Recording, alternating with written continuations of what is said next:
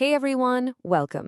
आज हम आपके मैथ्स टूल किट के लिए एक super cool power up unlock करने वाले हैं। आपको क्लास 11 वाला वो लंबा सा बोरिंग सा कोऑर्डिनेट ज्योमेट्री फॉर्मूला याद है, एरिया ऑफ अ ट्रायंगल के लिए? हाँ, अब उसको भूल जाओ। आज हम डिटर्मिनेंट्स यूज करके एक नया, फास्टर और आसान मेथड सीखेंगे। समझ लो, ये आपके मैथ्स प्रॉब्लम्स के लिए एक चीट कोड है। ओके, चलो शुरू करते हैं। तो इस एक्सप्लेनर में हम क्या क्या करने वाले हैं? पहले हम पुराने फॉर्मूला को नए पावर अप से कंपेयर करेंगे, फिर द डिटर्मिनेंट एरिया फॉर्मूला को समझेंगे, एक problem step by step solve करेंगे और उस इंटरेस्टिंग केस को भी देखेंगे जब एरिया 0 हो जाता है। उसके बाद एक रिवर्स चैलेंज लेंगे और सब कुछ एक फाइनल रिकैप के साथ रैप अप करेंगे। ठीक है, चलो शुरू करते हैं एक ऐसी प्रॉब्लम से जो हम सब ने फेस की है। स्क्रीन के लेफ्ट साइड पे देखो, याद है ये फॉर्मूला? कितना लंबा है, कितने सारे ब्रैकेट्स हैं, और एक छोटी सी कैलकुलेशन मिस्टेक से पूरा आंसर गलत हो जाता था, राइट? बट राइट साइड पे देखो, ये है हमारा नया power up, the determinant method. एकदम क्लीन, पावरफुल और सच कहूं तो यूज करने में काफी फन है। तो चलो इसे अनलॉक करते हैं। तो आखिर ये डिटर्मिनेंट पावर अप है क्या? चलो पता करते हैं। और ये रहा फॉर्मूला है सिंपल सा, area equals 1/2 of the absolute value of a determinant. बस इतना सिंपल। वो सारे x1, y2, y3 पुराने फॉर्मूला से अब इस एक डिटर्मिनेंट के अंदर नीटली पैक्ड हैं। लेकिन हम ये डिटर्मिनेंट बनाएंगे कैसे? बहुत ईजी है। स्टेप 1, अपने तीनों वर्टिसेस लिख लो।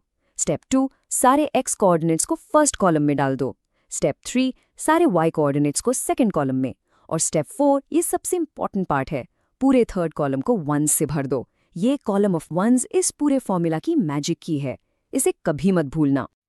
ठीक है, थ्योरी काफी हो गई। चलो अब इस पावर अप को एक्शन में देखते हैं। हम एक रियल प्रॉब्लम सॉल्व करने वाले हैं। हमारे पास एक ट्रायंगल है जिसके वर्टिसेस हैं a 1,2, b 4,2 और c 4,6। हमारा गोल है इसका एरिया निकालना अपने नए मेथड से। तो सबसे इंपॉर्टेंट पहला स्टेप है मैट्रिक्स सेटअप करना। फर्स्ट कॉलम में हम डालेंगे x कोऑर्डिनेट्स 1, 4, 4। सेकेंड कॉलम में y कोऑर्डिनेट्स 2, 2, 6। और फाइनल कॉलम यानी मैजिक की, उसमें क्या डालेंगे? एग्जैक्टली सिर्फ वंस। हमारी मैट्रिक्स तैयार है। अब इस डिटर्मिनेंट को फर्स्ट रो के अलोंग एक्सपैंड करेंगे। एक्सपेंशन के लिए साइन पैटर्न याद है ना? Plus minus plus.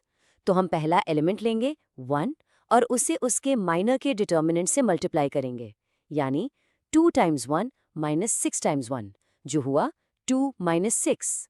Next, minus sign के साथ हम सेकेंड एलिमेंट 2 लेंगे और उसे उसके माइनर से मल्टीप्लाई करेंगे। 4 टाइम्स 1 माइनस 4 टाइम्स 1, यानी 4 माइनस 4।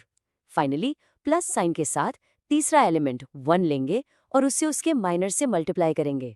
4 टाइम्स 6 माइनस 4 टाइम्स 2, यानी 24 माइनस 8। अब सिंपल कैलकुलेशन। पहला पार्ट हमें देगा -4, दूसरा पार्ट है 0 और तीसरा पार्ट है 16। तो डिटर्मिनेंट की वैल्यू आ गई 12। और ये हमें एक बहुत इंपॉर्टेंट रूल पिलाता है, एरिया कभी भी नेगेटिव क्वांटिटी नहीं हो सकता। सोचो, आप किसी को बोलोगे कि आपके घर का एरिया -500 स्क्वायर फीट है, कोई सेंस नहीं है ना, राइट? इसीलिए हम हमेशा डिटर्मिनेंट की एब्सोल्यूट वैल्यू लेते हैं। अगर हमारा आंसर -12 भी आता, तब भी हम एरिया कैलकुलेशन के लिए +12 ही यूज करते। तो फॉर्मूला क्या था? Area equals 1/2 of the absolute value of the determinant. तो हाफ का 1/2 कितना हुआ? 6 स्क्वायर यूनिट्स। देखा, कितनी आसानी से आंसर आ गया। अब वो कंफ्यूजिंग फॉर्मूलाज की कोई जरूरत नहीं। अच्छा, अब एक स्पेशल केस के बारे में सोचते हैं। क्या होगा अगर एरिया 0 आ जाए? क्या ये कोई एरर है, कोई ग्लिच? नहीं, ये एक्चुअली इस मेथड का एक सीक्रेट फीचर है। तो आप क्या सोचते हो, इसका क्या मतलब है? अगर 3 पॉइंट्स से बनने वाले ट्रायंगल का एरिया 0 है, तो हम उन पॉइंट्स के बारे में क्या कह सकते हैं? इसका मतलब है कि वो 3 पॉइंट्स असल में कोई एक प्रॉपर ट्रायंगल बना ही नहीं रहे हैं। वो तीनों एक ही स्ट्रेट लाइन पर हैं। इसी कंडीशन को कहते हैं कोलिनियरिटी। तो एरिया 0 का मतलब सिंपल है, पॉइंट्स आर कोलिनियर। इतना सिंपल। चलो स्क्रीन पे दिए गए एग्जाम्पल से चेक करते हैं। हमारे पास 3 पॉइंट्स हैं, P, Q और R। उनका कोऑर्डिनेट मैट्रिक्स बनाकर जब हम डिटर्मिनेंट एक्सपैंड करते हैं तो कैलकुलेशन आती है -8 + 6 + 2, जो कि 0 के बराबर है। तो कंक्लूजन क्या निकला? The points P, Q and R are collinear. Okay, अब तक हमने इजी लेवल्स हैंडल किए हैं। अब टाइम है लेवल अप करने का। हम एक रिवर्स चैलेंज लेने जा रहे हैं। यहाँ सिचुएशन थोड़ी अलग है। हमें एरिया पहले से पता है, जो है 12 स्क्वायर यूनिट्स। हमारा मिशन है एक मिसिंग कोऑर्डिनेट k की वैल्यू फाइंड करना। ये एक पजल की तरह है और हमारे पास इसे सॉल्व करने के लिए सारे टूल्स हैं। हम बिल्कुल वही फॉर्मूला यूज करेंगे। एरिया यानी 12 is equal to 1/2 times the absolute value of the determinant. जब हम डिटर्मिनेंट को k के टर्म्स में कैलकुलेट करते हैं तो हमें मिलता है 6k। तो हमारी इक्वेशन बन जाती है 1/2 times the absolute value of 6k equals 12, जो सिंप्लीफाई होके बन जाती है the absolute value of 3k equals 12। अब ये बहुत बहुत इंपॉर्टेंट है। जब भी हम किसी इक्वेशन से एब्सोल्यूट वैल्यू का साइन हटाते हैं, हमें पॉजिटिव और नेगेटिव दोनों केसेस कंसिडर करने पड़ते हैं। तो केस 1 है 3k इक्वल्स 12, जिससे हमें मिलता है k इक्वल्स 4, और केस 2 है 3k इक्वल्स -12, जिससे हमें मिलता है k इक्वल्स -4। इसका मतलब k की 2 पॉसिबल वैल्यूज हैं और दोनों ही करेक्ट हैं।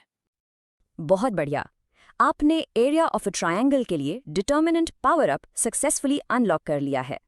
चलो, जो कुछ भी हमने सीखा है उसका एक जल्दी से रिकैप करते हैं। ये रही आपकी final cheat sheet. The formula area equals 1/2 times the absolute value of the determinant. Matrix के कॉलम्स हैं x कोऑर्डिनेट्स, y कोऑर्डिनेट्स और हमेशा वंस। याद रखो, एरिया हमेशा पॉजिटिव होता है। अगर एरिया 0 है तो पॉइंट्स कोलिनियर हैं। और रिवर्स प्रॉब्लम्स के लिए एब्सोल्यूट वैल्यू की वजह से प्लस और माइनस दोनों केसेस कंसिडर करना मत भूलना।